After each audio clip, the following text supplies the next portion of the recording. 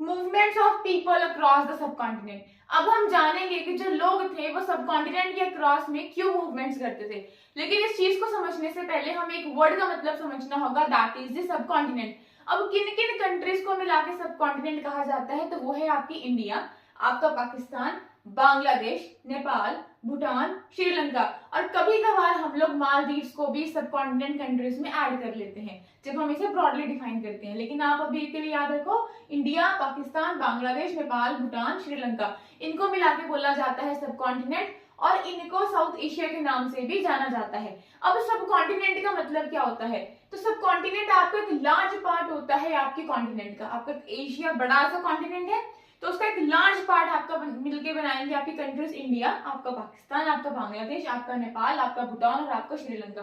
ठीक है, तो जब बड़े से एशिया कॉन्टिनेंट का एक लार्ज ये पार्ट बनाएंगे तब इनको हम लोग सब कॉन्टिनेंट बोलेंगे, जब ये सेपरेट होंगे नेचुरल फीचर्स के द्वारा। ठीक है, एक बड़ा सा आपका कॉन्टिनेंट है एशिया का, उससे इनको सेपरेट कर रहा है, कौन कर रहा है, जो नेचुरल फीचर्स है। नेचुरल फीचर्स में आपके हिमालयाज आ गए, ठीक है, आपके माउंटेन्स आ गए, आपकी सीज आ गई है, आपकी रिवर्स आ गई है, और इनके पास में जो खुद का डिस्टिंक्ट ज्योग्राफी होती है, जो इनकी खुद की यूनिक ज्योग्राफी होती है, खुद का जो यूनिक इनका कल्चर होता है, क्लाइमेट होता है, हिस्ट्री होती है, वो क्या करती है, इसको बड़े से जो एक आपका कॉन्टिनेंट है उसे सेपरेट कर देती है। ठीक है, तो जब ये बड़ा सा चंक निकल के आता है उस बड़े से कॉन्टिनेंट का, ठीक है, उसको हम लोग बोलते हैं सब कॉन्टिनेंट। कॉन्टिनेंट बड़ा, ठीक है, उसी का एक मेजर हिस्सा जिसकी अपनी एक हिस्ट्री है, ठीक है, जिसका अपना एक कल्चर है, जिसकी अपनी एक ज्योग्राफी, अपना एक क्लाइमेट है, और वो उस बड़े से कॉन्टिनेंट से सेपरेट हो चुका है, अलग हो चुका है, कुछ पहाड़ों की वजह से, कुछ नदियों की वजह से, और कुछ सीज की वजह से, उस वाले हिस्से को हम लोग बोलते हैं सब कॉन्टिनेंट। ठीक है,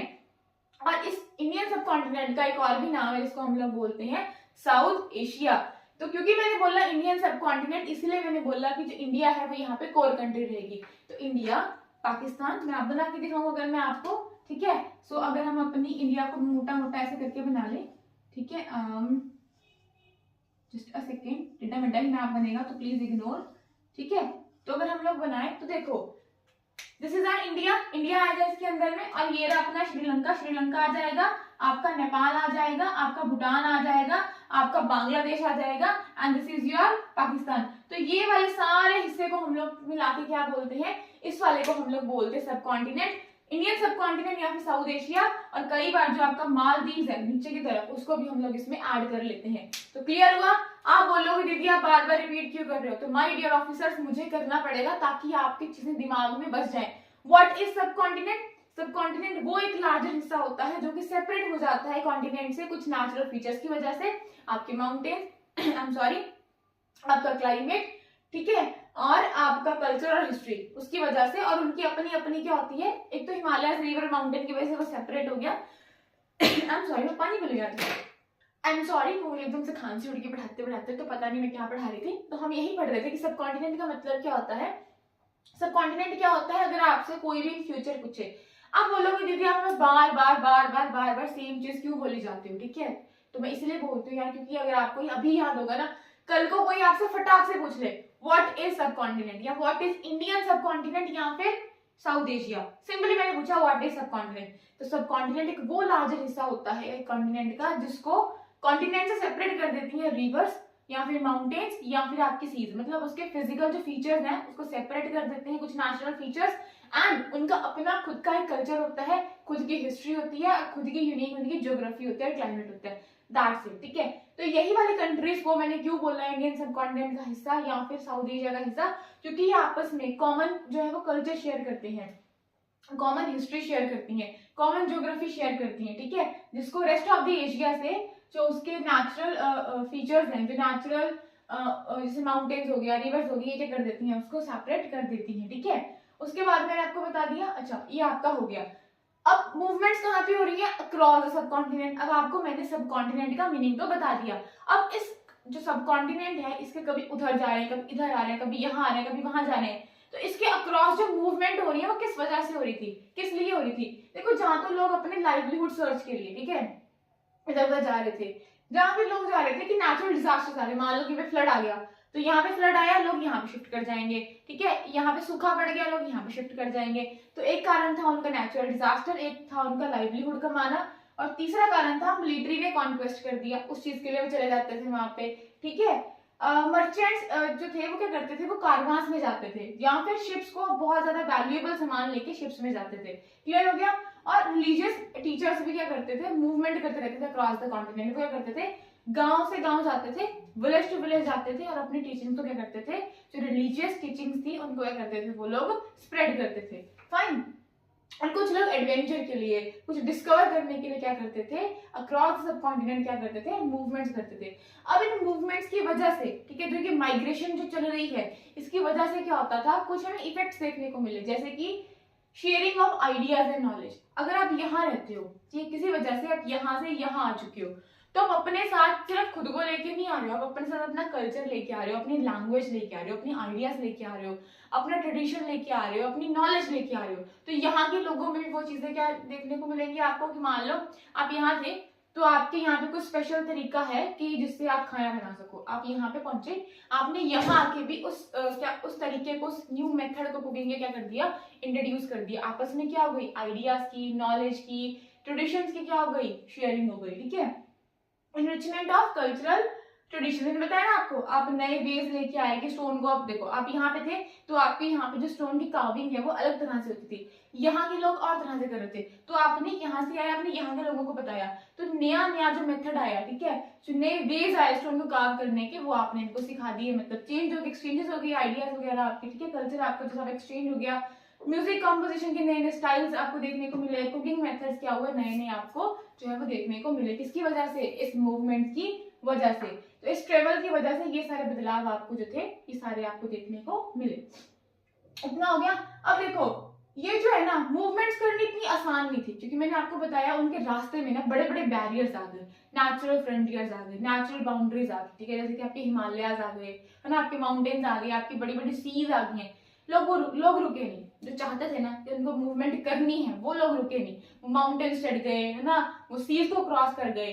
तो कहने का ये मतलब है कि मूवमेंट्स इस वजह से कर रहे थे, लेकिन ये मूवमेंट्स करना इतना आसान नहीं था, बहुत डिफिकल्ट एक जर्नी थी, यहाँ से वहां आना, वहां से यहाँ जाना एक बहुत डिफिकल्ट चैलेंज था, क्योंकि बहुत ज्यादा नेचुरल बाउंड्रीज बीच में आ रही थी, नेचुरल बैरियर्स बीच में आ रहे थे, लेकिन ये नेचुरल बैरियर्स भी जो थे वो लोगों को मूवमेंट्स करने से नहीं रोक पाए, ठीक है, और जिसकी वजह से आपको देखने को मिलेगा कि ये सब जो है वो हो रहा है, आइडियाज एक्सचेंज हो रहे हैं, ट्रेडिशन एक्सचेंज हो रहा है, क्लियर। अगला टॉपिक आपकी बुक में दिया गया है नेम्स ऑफ द कंट्री। अब हमारी कंट्री को हम लोग इंडिया भी बोलते हैं और भारत भी बोलते हैं, तो इंडिया नाम कहाँ से आया, आपको पता होगा, मैंने आपको सुबह भी बताया था, सुबह नहीं आया, मतलब वो रिकॉर्डिंग में सुबह करी थी, मैं कहीं चली गई थी, ठीक है, सॉरी, मतलब इससे पहले मैंने आपको बताया था कि एक आपकी रिवर आती है इंडस, क्या आती है, इंडस, तो एक नदी आती है जिसका नाम है इंडस, और उसको संस्कृत में सिंधु भी बोलते हैं, क्या बोलते हैं, उसको संस्कृत में हम लोग क्या बोलते हैं, उसको संस्कृत में हम लोग सिंधु बोलते हैं। तो जो आपके ईरानियंस होते थे, अब यहाँ पे जाओगे तो यहाँ पे आपको ईरान देखने को मिलेगा, ठीक है, जो आपके ईरानियंस होते थे, जो आपके ग्रीक होते थे,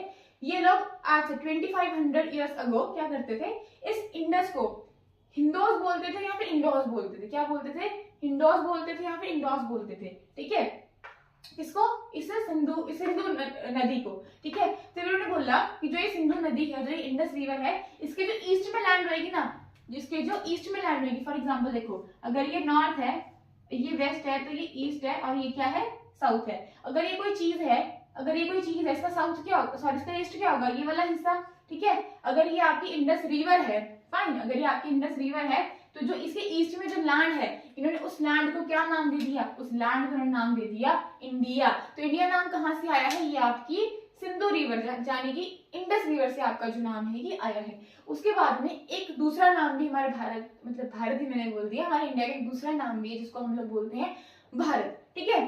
तो भारत नेम कहाँ से आया, जो आपका नॉर्थ वेस्ट रीजन है ना, जो नॉर्थ वेस्ट वाला जो एरिया है आपका, इसमें आपकी ट्राइब रहती थी, उसका नाम होता था, तो उसके नाम से पड़ा आपका भारत, क्या पड़ा आपका भारत, ठीक है। और इस ट्राइब का मेंशन आपको ऋग्वेदा में देखने को मिलेगा, ऋग्वेदा क्या है, ये आपका अर्लीस्ट यानी कि आपका ओल्डेस्ट क्या है, संस्कृत कॉम्पोजिशन है, ठीक है, आज से 3500 ईयर्स अगो। ये बताऊंगी जब मैं आपको पढ़ाऊंगी ऋग्वेदा, ठीक है, फिर लेटर वैदिक आपकी जो पीरियड आपको देखने को मिलेगा, ठीक है। पहले ये नाम किसका था, जो नॉर्थ वेस्ट में आपकी जो ट्राइब जिसका मेंशन आपको ऋग्वेद में देखने को मिलेगा, उस ट्राइब के नाम पे ये, उस ट्राइब को मतलब ये बोला जाता था। लेकिन फिर पूरे देश के लिए, पूरे होल कंट्री के लिए एक नाम, यही नाम यूज होने लगा जिसको हमने बोला भारत। क्या बोला हमने? भारत। ठीक है, इतना आपको समझ में आया। ओके, अगला टॉपिक आपका ये रहता है कि हम हिस्ट्री को जाने कैसे, मतलब जो हमारा पास्ट है इसको हम लोग जाने कैसे। तो इसके कुछ होते हैं हमारे पास सोर्सेज, फॉर एग्जांपल आपकी मैन्यूस्क्रिप्ट्स, आपकी इंस्क्रिप्शंस और आपकी आर्कियोलॉजिकल फाइंडिंग्स। अब मैन्यूस्क्रिप्ट्स क्या होती है? देखो, जो मैन्यूस्क्रिप्ट्स है ना उसमें आपका एक वर्ड आता है मैन्यू, ठीक है, या मनु जो भी आपको पढ़ना है, ये एक लैटिन वर्ड से बना है जिसका मतलब होता है हाथ। तो ऐसी किताबें, ऐसी पुरानी एंशिएंट बुक जिनको हाथों से लिखा गया है, किससे? हाथों से लिखा गया है। देखो, हम जब हाथों से लिखते हैं ना, हर किसी का हाथों से लिखने का मन नहीं होता है ना, वो कहते हैं सब कुछ वैसे प्रिंट होके आ जाए। तो ऐसे करके याद कर लो कि मैन्यूस्क्रिप्ट्स, ठीक है, कि हर किसी का क्या होता है, ये हाथों से लिखने का मन नहीं होता। तो ऐसे करके याद कर लो कि जो बुक्स आपकी हाथों से लिखी गई हैं उनको हम लोग क्या बोलते हैं? उनको हम लोग बोलते हैं मैन्यूस्क्रिप्ट्स। अब लिखी कहाँ गई है? पेपर तो उस टाइम पे नहीं हम बोलेंगे, है ना, तो लिखी कहाँ पे गई है? तो ये लिखी जाती थी पाम लीव्स पे, या फिर एक पेड़ होता था जो आपका हिमालय में पाया जाता था, बर्च नाम का, उसका जो बार्क होता था, ठीक है, उस पे क्या करा जाता था? इसको मैन्यूस्क्रिप्ट्स को क्या करा जाता था? लिखा जाता, ठीक है, मतलब लिखा जाता था, उन्हीं को हम लोग क्या बोलते थे? मैन्यूस्क्रिप्ट्स। ठीक है, तो मैन्यूस्क्रिप्ट्स क्या है? एंशिएंट बुक्स हैं जिनको हाथों से लिखा गया है, या तो पाम की लीव्स पे लिखा गया है या फिर किस पे लिखा गया है? जो बर्च नाम का ट्री था उसकी बाग पे लिखा गया है। ठीक है, और किस किस टॉपिक्स पे लिखी जाती थी ये? किस किस टॉपिक, कौन कौन सा टॉपिक कवर करा जाता था लिखते वक्त? जैसे कि आपका रिलीजन हो गया, आपका साइंस हो गया, आपके किंग्स हो गए, आपकी लाइव्स हो गई, पोएम्स होगी, प्लेज हो गया, एपिक स्टोरीज होगी। अब कोई लैंग्वेज तो होती होगी उन पाम के पत्तों पे, ठीक है, यहाँ पे उस बर्च ट्री के बाग पे कुछ लैंग्वेज तो होती होगी। एक थी आपकी संस्कृत और एक थी आपकी कॉमन पीपल की लैंग्वेज जिसको बोलते थे प्राकृत, प्राकृत, प्राकृत, या सही बोला, और एक थी आपकी तमिल। इतना समझ में आया कि मैन्यूस्क्रिप्ट्स क्या होती हैं जिनको हम लोग इससे लिखते हैं, हाथों से लिखते हैं। ठीक है, इनको प्रिजर्व करना बड़ा मुश्किल था यार, इनको मोनेस्ट्रीज वगैरह में प्रिजर्व करा गया है, टेम्पल्स में इनको प्रिजर्व करा गया है। बहुत सारे तो ना इंसेक्ट्स ने खा ली गई है, ठीक है, क्योंकि यार नहीं कर पा रहे थे उनको इतना प्रिजर्व, ठीक है, तो ये गल गई है, खराब हो गई थी, डिस्ट्रॉय कर दी गई थी, लेकिन बहुत सारे को आपकी मोनेस्ट्रीज में या फिर आपके टेम्पल्स में आज भी संभाल के रखा गया है। ठीक है जी, उसके बाद में आती है आपकी इंस्क्रिप्शन। क्या आती है आपकी? इंस्क्रिप्शन। अब इंस्क्रिप्शन से आपको कुछ इंक आ रहा है, तो देखो अगर मैं यहाँ पे इंक फेंक दूं, इनको खोल के मैं इंक फेंक दूं ना, तो इनको निकालना बहुत ज्यादा मुश्किल हो जाता है ना, बहुत ज्यादा मुश्किल होता है, मतलब इंक इतनी हार्ड होती है कपड़े पे कि जम जाती है। तो ऐसे ही जो इंस्क्रिप्शन होती हैं वो आपकी राइटिंग्स होती है, मतलब लिखा किस पे? क्या हार्ड सरफेस पे। अगर इस पत्थर पे मैं लिख दूं, इस हार्ड सरफेस पे मैं लिख दूं ना, तो उस पे लिखने, जब उस पे लिख दूंगी तो उसको मैं बोलूंगी इंस्क्रिप्शन। क्या बोलूंगी मैं उसको? इंस्क्रिप्शन।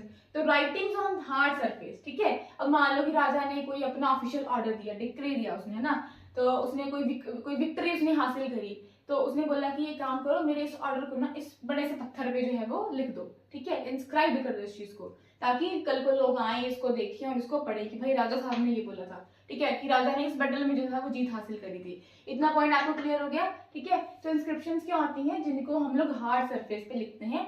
राजा को कोई ऑफिशियल ऑर्डर हो गया या उसके कोई विक्ट्री वगैरह होगी या कुछ और भी जो राजा को लिखवाना था वो अपना उस पर लिखवा देता था। ठीक है जी, और उसके बाद में आर्कियोलॉजिकल फाइंडिंग्स आपको देखने को मिलेंगी। आर्कियोलॉजिकल फाइंडिंग्स क्या होती है? देखो, एक होती है आपकी आर्कियोलॉजी। आर्कियोलॉजी का मतलब क्या होता है? जब आप ना उस जो आपका रिमेन्स रह गया है, ठीक है, जो लोग चले गए और वो पीछे जो सामान छोड़ गए हैं, जो पास का जो रिमेन है, जो उसकी स्टडी को हम लोग क्या बोलते हैं? आर्कियोलॉजी बोलते हैं। क्या बोलते हैं? आर्कियोलॉजी बोलते हैं। देखो, मान लो लोग चले गए, अब उनका कुछ सामान बच गया, टूल्स बच गए हैं या बहुत सारे कुछ स्ट्रक्चर्स वगैरह कुछ भी बच गया, बोन्स बच गई हैं, सब कुछ बच गया, ठीक है, पीछे। तो जो रहा हुआ पास्ट का सामान है ना, जो पास्ट के जो रिमेन्स हैं, उसकी स्टडी को हम लोग क्या बोलते हैं? आर्कियोलॉजी बोलते हैं। उस स्टडी को जो करता है उसको आर्कियोलॉजिस्ट बोलते हैं, है ना। वो जो ऑब्जेक्ट्स जो होते हैं उसमें उनको बोलते हैं आर्कियोलॉजिकल फाइंडिंग्स। ठीक है, आपने मान लो आपको ना ये कुछ मिला, हाँ मान लो कुछ आपको ना ये मिला, ठीक है, आप ना डिगिंग कर रहे थे, फिर एक्सकैवेशन कर रहे थे, आपको ये जमीन से ये मिल गया। ठीक है, अब ये लोग चले गए हैं बट ये रिमेन वहीं पे बचा हुआ है पास्ट का। ठीक है, इसको जो स्टडी करेंगे, इसको जो एग्जामिन करेंगे, इससे हम पास्ट जो निकालेंगे, अपना जो हिस्ट्री निकालेंगे, इसको बोलते हैं आर्कियोलॉजी, जो इन चीजों को स्टडी करती है। ठीक है, जिसको जो आर्कियोलॉजी है जो इस चीज की स्टडी होती है। अब जो उसकी स्टडी करेगा उसको आर्कियोलॉजिस्ट बोलेंगे, और जो ये चीजें आ गई हैं, जो ये ऑब्जेक्ट्स आ गए हैं, इनको बोलेंगे आर्कियोलॉजिकल फाइंडिंग्स। क्लियर हो गया? ठीक है, आपकी पोर्ट्स हो गए, टूल्स हो गए, आपकी कॉइन्स बच गई, ऑर्नामेंट्स हो गए, आपकी बोन्स होगी, आपकी स्कल्पचर होगी, आपकी बिल्डिंग्स होगी, तो ये सारे क्या होती हैं? आपकी आर्कियोलॉजिकल फाइंडिंग्स होती हैं। तो जब इनकी स्टडी करी जाती है, इनकी एग्जामिन करा जाता है, ठीक है, इनसे पास्ट को खंगोला जाता है, निकाला जाता है, उसको बोलते हैं वो उसको बोलते हैं आर्कियोलॉजी। जिसको करता है वो आर्कियोलॉजिस्ट, और ये होगी आपकी आर्कियोलॉजिकल फाइंडिंग्स। एक वर्ड आता है हिस्टोरियन। हिस्टोरियंस क्या होते हैं, ये लोग ना रिटर्न जो चीजें होती हैं वहां से हिस्ट्री को डिराइव करने की कोशिश करते हैं। आर्कियोलॉजिस्ट क्या करते हैं, ये क्या करेंगे, चीजों को एक्सकवेट करेंगे, डिग करेंगे, निकालेंगे, ठीक है। लेकिन जो हिस्टोरियंस होते हैं ये रिटर्न रिकॉर्ड्स को स्टडी करते हैं, ये करते हैं ऑब्जेक्ट्स को स्टडी, जो पीछे का सामान बचा हुआ रह गया ये करेंगे, जो ऑलरेडी रिटर्न है, जैसे आपके मैन्युस्क्रिप्ट्स होगी, आपकी इंस्क्रिप्शंस होगी, इनको कंपेयर करेंगे, एनालाइज करेंगे और फिर जाके कुछ डिराइव करेंगे ये भाई ये पास था, ठीक है। तो जो आर्कियोलॉजिस्ट होते हैं और जो हिस्टोरियंस होते हैं ये डिफरेंट सोर्सेज पर रिलाई करते हैं ताकि ये पीस टुगेदर कर पाए पास्ट को। So they both rely on the different sources to piece together the past, और फिर ये पास्ट को जो है बता देते हैं कि भाई ऐसा ऐसा वहां पे होता होगा। अब मेरी बात ध्यान से सुनो, अब जो राजा होता था, ठीक है, जो राजा होते थे, जो रूलर होते थे बड़े बड़े किंगडम्स के, वो क्या करते थे, वो ऑर्डर देते थे कि भाई इस चीज को क्या कर दो, इस पे इंस्क्राइब कर दो, इस पत्थर पे इसको लिख दो, तो वो उसका बचा हुआ रह जाएगा, प्रिजर्व हुआ रह जाएगा बहुत लंबे टाइम तक। लेकिन अब जो लोग थे यार, जो आम लोग, जो कॉमन पीपल था, वो क्या करता, वो तो नहीं ऑर्डर देके अपना कुछ करवा देता, तो उनका जो सामान बचा हुआ है ना, ठीक है, तो आर्कियोलॉजिस्ट उनके सामान को स्टडी करके उनकी हिस्ट्री निकालते हैं, और जो हिस्टोरियंस हैं, जो उनके रिटर्न रिकॉर्ड्स हैं, उनको पढ़ के क्या करते हैं, हिस्ट्री को वहां से डिराइव करते हैं। इतना क्लियर हो गया, ठीक है। अब देखो जो हमारी बुक है ना 6th क्लास की, इसका नाम आर पास्ट नहीं है, इसका नाम है आर पास्ट। क्या नाम है इसका, आर पास्ट जो है वो इसका नाम आपको देखने को मिलेगा, क्योंकि देखो एक पास्ट नहीं है यार, अगर आप एक राजा हो तो आप जो बताओगे वो एक पास्ट है, ठीक है। आप एक मर्चेंट हो तो उसी टाइम के मर्चेंट हो, तो आप एक जो पास्ट बताओगे वो एक डिफरेंट पास्ट बताओगे, ठीक है। एक फार्मर हो तो वो एक डिफरेंट पास्ट बनाए, जो पास्ट है वो बताएगा। तो हमने क्यों लिखा कि एक पास्ट नहीं है, बहुत सारे पास्ट हैं, इसीलिए हमने अपनी बुक को नाम दिया आर पास्ट, PASTS, ऐसा हमने पीछे लगा दिया, क्योंकि जो पास्ट होता है वो डिफरेंट होता है डिफरेंट ग्रुप ऑफ पीपल के लिए, क्लियर। तो ये था। अब आगे आपके 2 टॉपिक्स है वो आपको फटाफट करवा देती हूँ, राइट। सो हमने जाना था कि इंस्क्रिप्शंस क्या होती हैं, जो कि आपकी हार्ड सरफेस पे आपकी राइटिंग्स लिखी होती हैं। तो उसमें से एक आपको one of the oldest inscription का एग्जांपल आपकी NCERT के इस तरफ मिलेगा, ऐसे करके आपकी इंस्क्रिप्शन बनी हुई है, ठीक है। और यहाँ पे आपको लिखा गया है कि जो ओल्डेस्ट आपकी इंस्क्रिप्शन है 2250 ईयर्स अगो की, ठीक है, 2250 ईयर्स अगो की जो आपकी इंस्क्रिप्शन है वो आपको कंधार, जो कि प्रेजेंट डे अफगानिस्तान में आपको देखने को मिलेगा, वहां पे मिली है। और ये कौन सी इंस्क्रिप्शन है, जिसको अशोका ने ऑर्डर देके क्या करा था, लिखवाया था, राइट। अब देखो जो ये इंस्क्रिप्शन है ना, ये आपकी 2 स्क्रिप्ट में लिखी गई है एंड 2 डिफरेंट लैंग्वेजेस में लिखी गई है। अब ये 2 डिफरेंट स्क्रिप्ट एंड लैंग्वेजेस कौन सी है, इसको समझने से पहले आपको समझना पड़ेगा कि स्क्रिप्ट और लैंग्वेज के बीच का फर्क क्या होता है। देखो जिस चीज को आप लिख पाओ, फॉर एग्जाम्पल मैंने यहाँ पे लिखा, आई होप आपको दिखाई देगा इतना, मैंने यहाँ पे लिख दिया अमन, ठीक, ऐसे नहीं, रुको रुको रुको रुको रुको, सॉरी सॉरी सॉरी, जैसे मैंने यहाँ पे लिखा, ठीक है, अमन 29, ठीक है। अब देखो, अब यहाँ पे ना मैंने कुछ लेटर्स का भी यूज करा है और मैंने यहाँ पे कुछ सिंबल्स का भी यूज करा है, कुछ साइंस का भी मैंने यहाँ पे यूज करा है, तो कुछ लेटर्स भी हैं, कुछ यहाँ पे साइंस भी हैं, तो इनको मिला के आपकी क्या बनती है, स्क्रिप्ट बनती है, जिसको आप क्या कर पाओ, जिसको आप राइट कर पाओ। लेकिन जब इन्हीं लेटर्स को और इन्हीं साइंस को आप रीड कर पाओ और बोल पाओ, उसको हम लोग क्या बोलते हैं, लैंग्वेज। जैसे अभी मैंने लिख दिया अमन 29, ये पहले लेटर्स थे और कुछ साइंस थे, ये है आपकी स्क्रिप्ट। जब मैं इसको पढ़ पा रही हूँ, उसको बोल पा रही हूँ, तब ये मेरी क्या बन जाएगी, लैंग्वेज बन जाएगी। वैसे ही जो अशोका के ऑर्डर द्वारा बनाई गई इंस्क्रिप्शन थी कंधार में, वो क्या थी, वो 2 डिफरेंट स्क्रिप्ट्स एंड लैंग्वेज में लिखी गई थी। ऊपर वाला हिस्सा जो था उसका वो ग्रीक में था, और जो नीचे वाला जो हिस्सा था उसका वो एरामिक में था, एरामिक जो भी आप प्रोनाउंस करना चाहो उसमें था। इतना आपको समझ में आया, ठीक है। उसके बाद में 2 पॉइंट्स और मैंने आपको बताया था, एक आर्टिफैक्ट और एक इकोफैक्ट। हम क्या पढ़ रहे थे, हम लोग आर्कियोलॉजिकल फाइंडिंग्स पढ़ रहे थे, हमने वहां पे टूल्स, कॉइंस सबको एक साथ देखा था। अगर हम उन दोनों को डिवाइड करें उसी आर्कियोलॉजिकल फाइंडिंग्स को, तो 2 तरह की थी, एक थी आपकी आर्टिफैक्ट्स, एक थी आपकी इकोफैक्ट्स, जो आपकी इंसान ने बनाई थी और इंसान ने ही यूज करी पास्ट में। उन सब चीजों को हम लोग क्या बोलते हैं, उनको बोलते हैं आर्टिफैक्ट। जैसे आपके टूल्स हो गए, कॉइन्स हो गए, पोर्ट्स हो गए, ज्वेलरी होगी। लेकिन जो चीजें नेचर का रिमेन रह गया, ठीक है, जो इंसान ने नहीं बनाई, नेचुरल लेफ्ट ओवर जो आपका रह गया, natural leftovers that tell us that people what people ate, और हाउ दे लिव, ठीक है, जो नेचुरल आपके लेफ्ट ओवर्स हैं जो बताते थे कि इंसान कैसे खाता था और कैसे रहता था, उन सबको हम लोग क्या बोलते हैं, उनको हम लोग इको फैक्ट्स बोलते हैं। जैसे आपके सीड्स हो गए, पोलन हो गए, ठीक है, एनिमल्स की बोन होगी, फिश की बोन, ये हो गया, तो इन सबको हम लोग क्या बोलते थे, इसको हम लोग इको फैक्ट्स बोलते थे। इतना क्लियर हो गया, ठीक है। अब एक डिफरेंस हमने पढ़ना है कि बीसी, एडी, बीसीई और सीई का मतलब क्या होता है। अब देखो, मान लो इस पॉइंट पे जो है ना वो क्राइस्ट बॉर्न हुए हैं, कोई हमें एक एग्जैक्ट नहीं है कि जो क्राइस्ट है, जीसस क्राइस्ट है, वो इस दिन पैदा हुए हैं, तो हमने एक मान लिया कि जो जीसस क्राइस्ट है ना वो इस टाइम पे पैदा हुए। अब मान लो यहाँ पे वो पैदा हुए, इस टाइम पीरियड में वो पैदा हुए, ठीक है, उनके जो बाद का टाइम है, आज पैदा हुए हैं, ठीक है, आज पैदा हुए हैं, अब इनके बाद का जो टाइम आएगा, ठीक है, उसको हम लोग बोलते हैं एडी, एनो डोमिनी। इसका मतलब होता है in the year of Lord, ठीक है, in the year of Lord. अब हम कहाँ पे हैं, इन द ईयर ऑफ लॉर्ड 2025। तो जीसस क्राइस्ट का यहाँ पे बर्थ हुआ, ठीक है, बर्थ के बाद जो टाइम आएगा उसके पीछे हम लोग लगाएंगे एडी। क्या लगाएंगे, AD, in the year of light of God, ठीक है, in the year of Lord, ठीक है। तो हम लॉर्ड के ईयर में चल रहे हैं 2025 में, तो यहाँ पे वो बॉर्न हुए, इसके बाद का जो टाइम आएगा वो एडी लिखेंगे, ठीक है। इसके पहले का जो टाइम था, तो जीसस क्राइस्ट के बोर्न होने के पहले का जो टाइम था, उसको हम लोग बोलेंगे, क्या बोलेंगे हम लोग उसको बोलेंगे बिफोर क्राइस्ट, मतलब उसको हम लोग बोलेंगे BC, ठीक है। जैसे मैंने बोला यहाँ पे वो बॉर्न हुए, इसके बाद का जो टाइम आएगा उसको बोलेंगे 180, मतलब 1 साल बाद, क्राइस्ट के बोर्न होने के 1 साल बाद 180, 50 साल बाद, ठीक है, 100 साल बाद, 1500 साल के बाद, एंड 2025 ये जो हमारा आज का टाइम चल रहा है। इसके पीछे 1 साल पहले, ठीक है, 1 BC मतलब एक उससे पहले, 100 ईयर्स पहले, ठीक है, 150 ईयर्स पहले, 500 BC, 500 ईयर्स पहले क्राइस्ट के बॉर्न होने के।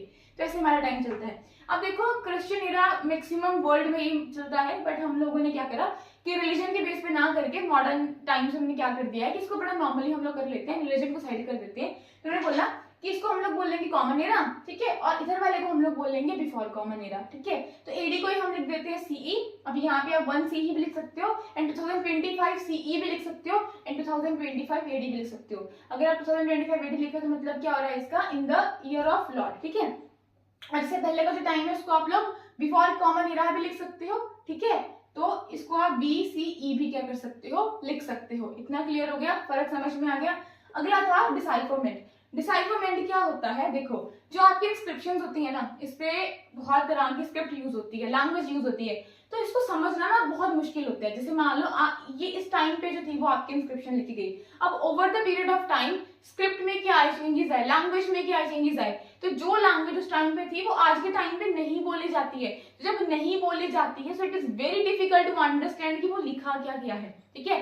तो उन इंस्क्रिप्शन पे जो लिखा गया है, ठीक है, ये ऐसी प्रोसेस है, ये फिगर आउट करना और समझना कि जो पुरानी एंशिएंट राइटिंग्स हैं, ठीक है, जो लिखी गई हैं, ये इनको समझने को हम लोग क्या बोलते हैं, डिसाइफरमेंट बोलते हैं, ठीक है। तो मैंने ये आपको बता दिया था, ये एक ऐसी प्रोसेस होती है जो फिगर आउट करती है और अंडरस्टैंड करती है एंशिएंट राइटिंग्स को, ठीक है। जिनको समझना क्या होता है, जिनको समझना पढ़ना क्या होता है मुश्किल होता है, क्योंकि स्क्रिप्ट एंड लैंग्वेजेस क्या होती है, अननोन होती है। मैंने बताया ना, उस टाइम पे वो थी, अभी वो अननोन है, अभी वो पता नहीं है, राइट। तो स्कॉलर्स क्या करते हैं, वो क्लूज का यूज करते हैं to figure out the meaning of inscriptions, ठीक है।